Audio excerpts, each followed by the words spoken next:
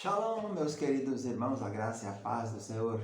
Falamos ao vivo de Laginha, Minas, do Centro de Cultura Bíblica Bereshit. Aqui, professor Ilmar, professor da Rede Estadual de Ensino aqui de Minas Gerais, na cadeira de Geografia e Sociologia. E aqui no seminário, fundador do Seminário Tabernáculo, Seminário Bereshit, Faculdade Bereshit. Estamos aqui no Leste Mineiro, Zona da Mata, Mineira, Sul Capixaba, estudando teologia. Mais bibliologia, né? Mais Bíblia. Não está na Bíblia, não temos interesse em tais coisas. E hoje nós estamos estudando o livro número 4 do curso básico. O livro 4 do curso básico, a matéria é soteriologia. Soteriologia é a palavra grega para salvação. Na aula passada fizemos a introdução, mostrando aí as linhas gerais, as palavras no hebraico e no grego, etc. Na aula de hoje falaremos então um pouquinho sobre as concepções correntes de salvação. Existem algumas concepções, alguns conceitos. Para isso temos que ter uma noção da revelação geral e a revelação especial aí dentro da teologia própria, né? Teologia divina. Revelação geral é aquele termo usado para se referir ao fato de Deus se fazer conhecido através da sua criação na história e preocupar-se com a queda do homem, né? O homem havia caído, então Deus tinha que retornar, por isso religar. Romanos 1, capítulo 1, versículo 20, diz que os atributos invisíveis de Deus, assim o seu eterno poder, como também sua própria divindade, claramente se reconhecem desde o princípio do mundo, sendo percebidos por meio das coisas que foram criadas. Tais são, por isso, indesculpáveis, né? Já a revelação especial, a Bíblia é a única fonte de regra e prática que revela que só existe salvação através de Jesus Cristo. Na geral, Deus se mostra para todo mundo, para toda a história, e o seu plano é salvar a humanidade, salvar o homem, o Adão, que se rebelou no Éden. Na revelação especial, a Bíblia é a única fonte de regra e prática que revela Jesus Cristo, né? Apocalipse começa assim, Apocalipse é revelação de Jesus Cristo que ele deu aos seus servos. Então é isso. Atos 4,12 diz, não há salvação em nenhum outro, porque abaixo do céu não existe nenhum outro nome dado entre os homens pelo qual importa que sejamos salvos. Então existem algumas concepções, algumas ideias dentro dessas correntes aí de salvação. Uma delas é o universalismo. Essa ideia é a seguinte, a doutrina de que todos os homens finalmente retornarão a Deus e serão salvos. Nesse universalismo ensina que todos seriam finalmente salvos porque Deus é bom. É aquela velha história do Deus brasileiro, né? Deus bonzinho, né? Se Deus for olhar com seriedade, mesmo ninguém tem condição de se salvar, mas a salvação é por graça, não é por fé, não é por obras, é pela graça, sois salvos mediante a fé. Então não é por mérito. Então ensina que no fim todos serão salvos por causa da provisão de Cristo. Cristo morreu por todos os homens, então nem precisava aceitar o sacrifício vicário de Cristo, automaticamente. Então o universalismo é essa primeira doutrina que crê que todos serão salvos. Tem a segunda que diz que é o aniquilacionismo.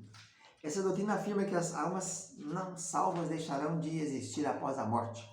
É defendida pelos testemunhas de Jeová, adventistas, pela Igreja Mundial, o Reverendo Moon, e muitos outros grupos religiosos em atividade. Então, nessa ideia aqui, vai ter uma aniquilação da alma que não foi salva. Elas vão morrer, não vão voltar. É defendido pela Testemunha de Jeová e Adventista e Mundial. Então, nessa teoria aqui, a salvação ficou escolhida para alguns, né? Porque algumas almas serão salvas, outras não serão. Entra um pouquinho também aí de predestinação. Terceira teoria, pluralismo, plural. É a compreensão de que Deus é amor e salvação universal.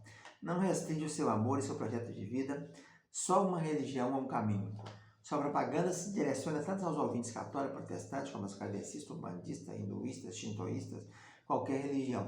Então é a ideia da salvação para todo mundo. É a compreensão de que Deus é amor. Não restringe seu amor a um projeto só. Então, aqui tem um pouquinho dessa, temos na nossa ideia, né? Nossa ideia principal dentro da teologia da salvação. Porque é verdade isso mesmo, Deus é amor para todos, plural.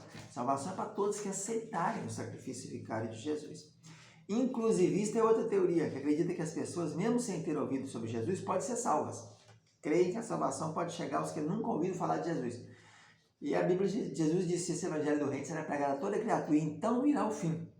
Ide por todo mundo e pregar o evangelho a toda criatura. Quem crê e for batizado será salvo, quem não crê será condenado. Então é uma ideia um pouco estranha, né? Que a pessoa precisa de fazer a opção.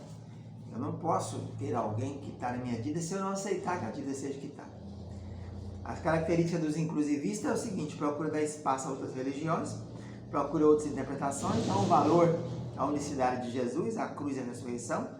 A pessoa de Jesus é valorizada, Cristo é a revelação final. Os exclusivistas, então um é inclusivo, outro é exclusivo. Esse crê na autorrevelação, mas considera a salvação ligada intimamente no conhecimento de Jesus. A Bíblia registra a revelação de Deus na história. Acredita que as pessoas que não ouviram sobre Jesus irão para o inferno.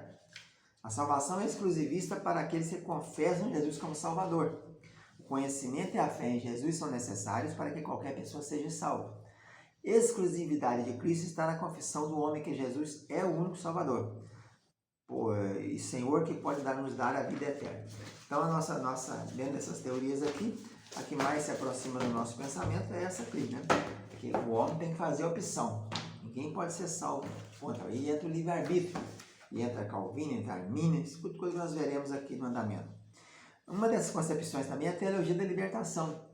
Essa teologia até um pouco tirada lá do tempo de Jesus, quando eles esperavam o Messias que viesse político, libertador, que derrubaria o jugo romano sobre eles, né? Então eles creem que é uma libertação, no vocábulo da soteria, mais para o lado disso, da salvação. Essa é a opressão e a exploração das classes fracas pelas poderosas, né? Então a salvação consiste no livramento, libertação da opressão do capitalismo sobre as influências do capitalismo, do proletariado sofrendo na mão da burguesia. Em primeiro lugar, um consenso que a abordagem capitalista ou desenvolvimentista das questões econômicas e políticas está incluída nessa teologia da libertação. Em segundo lugar, existe a opinião que a Bíblia identifica com os oprimidos, né? Várias vezes Jesus mandou fazer isso, pregar os pobres, né? Primeiro direcionou para os pobres. Então eles pensaram esses termos aí, pitocós, que é pobre, e focaram nele. A teologia, eles não pensam em salvação primeiramente como vida após a morte. No caso deles, salvação é imediata, é imediatismo. É ser liberta aqui na terra e viver aqui. A salvação de todas as pessoas, tirando das forças opressoras. É o alvo da obra de Deus na história, que não tem lógica nenhuma, né? A existencialista é baseada na filosofia existencialista ou constituída sobre ela. Aí entra os teólogos Bultmann e outros mais, né? Que eles acham então que o alvo, a existência autêntica, devemos ser o que seremos, devemos ser de maneira ou de forma que se cumpra em nosso potencial humano. Então tem o negócio de autenticidade e inautenticidade. Heidegger, Bultmann, o conceito para eles de existência autêntica e inautêntica. Nosso alvo principal é realizar nosso desejo de felicidade, segurança, utilidade e lucro. Os homens são egoístas e orgulhosos. Dentro dessa teologia existencialista, a ideia então é essa, que o homem vive aqui na Terra uma vida plena, que no caso não se pensa na outra vida, né? Que os indivíduos de hoje creem que podem obter verdadeira segurança por seus próprios esforços. Então é uma teoria um pouco centralizada na antropologia, que depende mais do homem, né? Depende do sujeito. Assim, os esforços humanos para construir sua segurança estão fadados ao fracasso, porque o homem já caiu no Éden e já mostrou que por si só não tem como, é por graça a salvação e não por méritos, né? Então a existencialista está centralizada mais na vida do sujeito aqui na Terra. Tem outra teoria que é a teoria secular. Nessa teoria aí, muitos confiam no visível, no aqui e no agora, em explicações que não reconhecem nenhuma entidade transcendente ou suprassensível. Nessa prática não tem espaço para Deus, né? Os progressos científicos têm conseguido suprir a necessidade humana, a religião deixou de ser necessária ou eficaz. Então, a era pós-cristã. Uma coisa é ver o cristianismo e o secularismo como adversários mutuamente excludentes, né? E essa é clara aí a definição disso aí, né? Um dos precursores dessa abordagem foi o Dietrich Bonhoeffer, né? A teoria secular. Deus educou sua mais alta criatura para ser independente dele. Olha bem que ideia, né? Criou um homem independente de Deus, ele não precisa de Deus, né? Foi lá, Deus educou sua mais alta criatura para ser independente. Tem algumas pessoas que desenvolveram ele e falaram até sobre a morte de Deus, né? Teoria de John Hobson. São os principais proponentes da teoria secular, o Hobson e esse que nós acabamos de mencionar aí, que é o Bonhoeffer. Tem também a teologia católica romana contemporânea, que vem do Concílio Vaticano II, que fala então que a igreja é o único canal de graça de Deus. Essa graça é transmitida por meio de sacramentos. Os que estão fora da igreja oficial organizada, no caso da Igreja Católica Apostólica Romana, então a igreja considera-se detentora exclusiva do privilégio de distribuir a graça de Deus.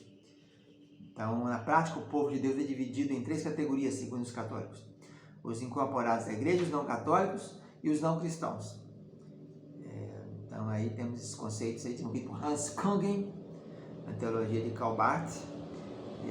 Então, veja bem que nesse caso aí, quem é a detentora da graça não é mais um favor imerecido, é a igreja. Deus deixou a igreja aqui na terra, segundo a cabeça dessa teoria dos irmãos católicos. É a igreja que distribui a graça, então a pessoa, através só da igreja, tem condição de ser salva. Vamos ficando por aqui então com essa aula sobre as teorias de salvação. Fica na paz, tchau, tchau.